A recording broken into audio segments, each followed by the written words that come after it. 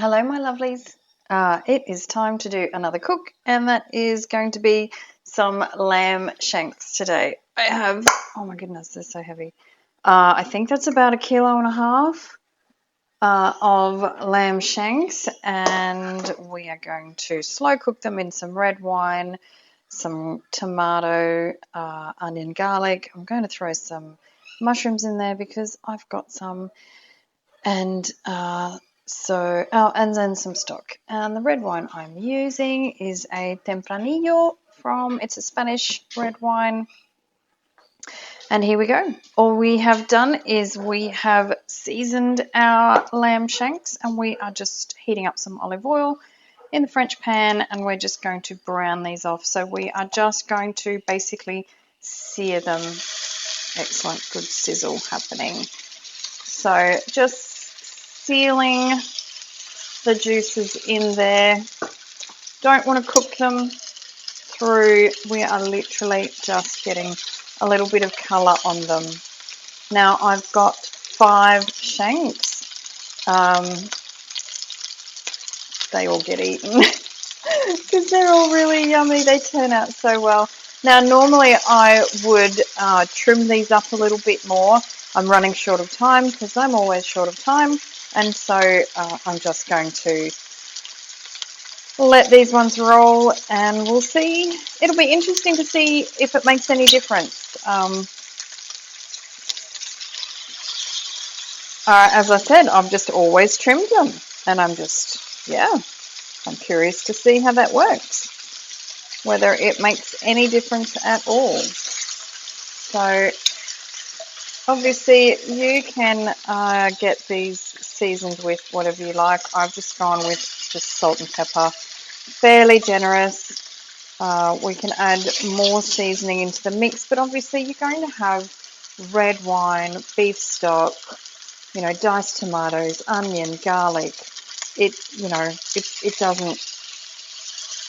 not going to get that much more flavour just from what's seasoned on the lamb shanks. They are going to flavour the juices are going to let out into the stock anyway, so it'll be fine. So let's spin these guys around because it's smoking up, but I'm not getting heaps of colour. Don't know what's going on there. Come on, shanks, work with me.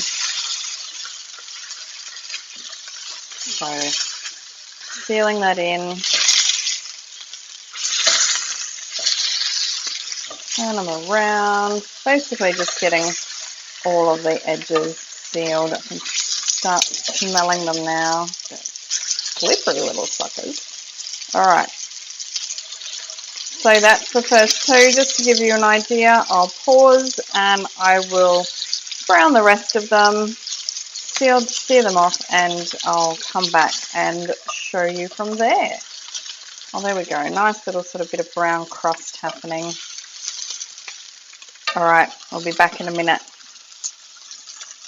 Okay, we are back. Only took a few minutes.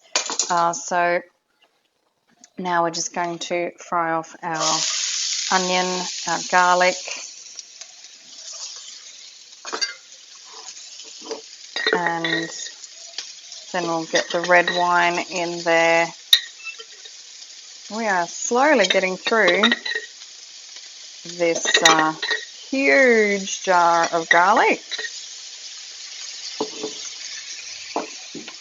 Some of you are probably not surprised because I use it so much. Okay, we've got a great sizzle going on. Turn that down, make sure it doesn't burn.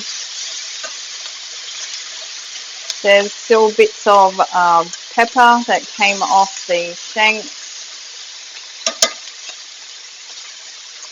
Okay, we're just going to let that caramelize a little bit. Keep stirring it. The pan is quite hot. Oh, already smells divine. All right, now going to give these mushrooms a little bit of a coating of the olive oil and the garlic. I'm not using heaps of mushrooms, just a couple. Just toss them around, get them coated with the olive oil, garlic, onion, just get that flavour to them. That sizzle has calmed down a little bit. Let's turn that up. Cooking with gas, so it's pretty instant heat. I do love it. Much prefer it to cooking with electric, but don't always get a choice. But if I had a choice, I'd always choose gas cooking.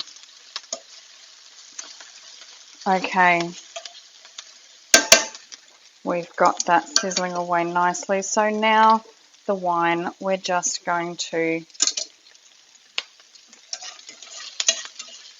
pour a little bit in, let the alcohol bubble away.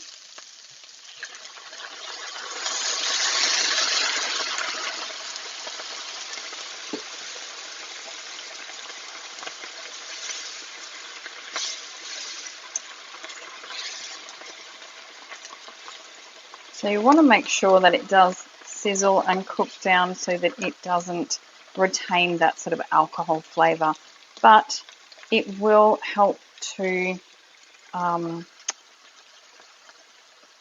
soften the meat. So anything with sort of alcohol in it is always going to help tenderize your meat.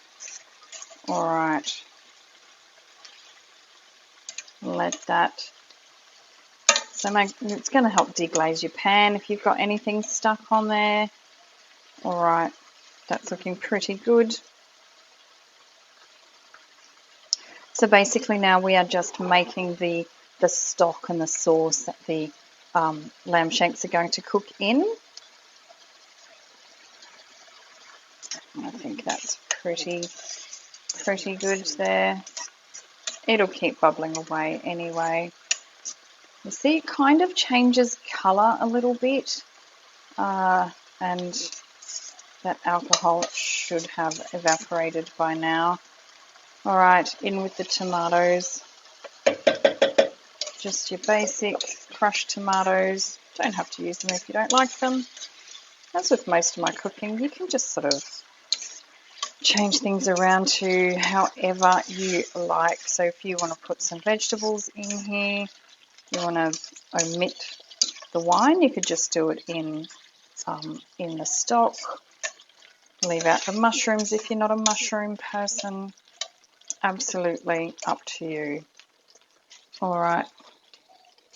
Now I have some beef stock here. I'll give it a little bit of a stir.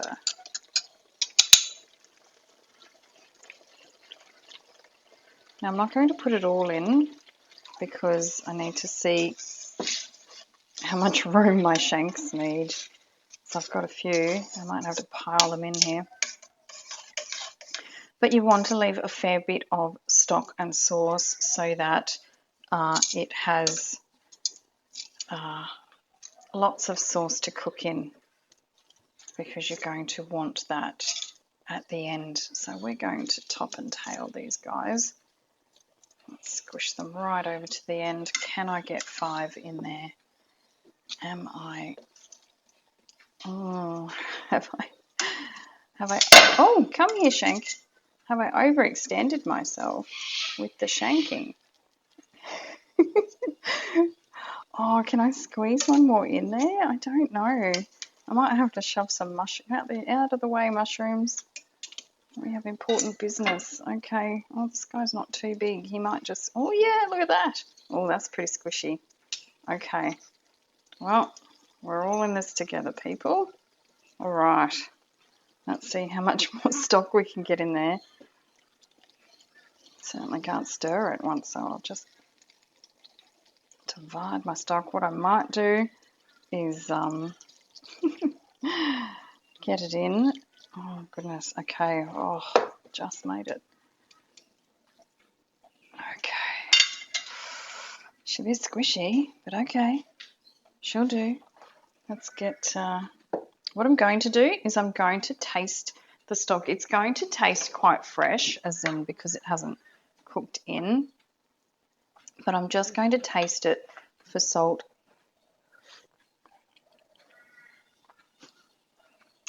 Oh, that already tastes pretty good. I'm going to give it a little bit more. There we go, people. A little bit more. And some pepper. I need to refill my pepper. So I'm just going to give it what we do have. Get in there, pepper. It's not grinding very well, so I will throw some in later. Okay, so here's the thing. My oven is on at 150, so that is pretty low. I don't know what that is in Fahrenheit. Sorry, I'm just not a Fahrenheit kind of person.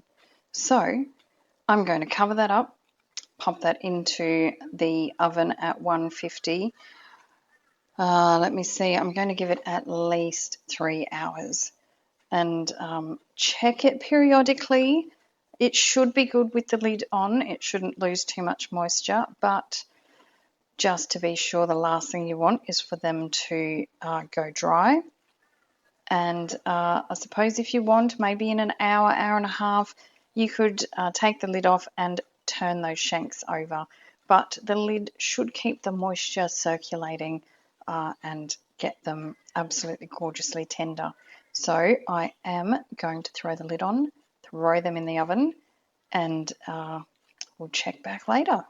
Okay, bye. Hello, my lovelies. We are back. It is the moment of truth. Let's see how she worked out. She's been in the oven for over 3 hours, closer to 4 hours. Oh, yes, look at that. Amazing. That looks so good. Let me turn the light so you can see it a little bit better. Absolutely divine.